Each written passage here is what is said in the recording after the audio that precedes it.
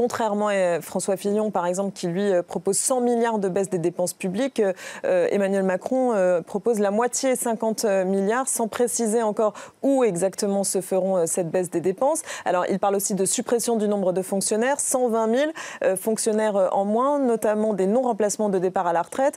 Mais il s'agit surtout, par rapport à François Fillon, qui lui en propose 500 000, on le connaît, c'est son chiffre phare, d'une mesure un petit peu plus acceptable dans l'électorat, en tout cas par rapport à la droite. Il y a un coup de barre à gauche, un coup de barre à droite, il y en a un petit peu pour tout le monde.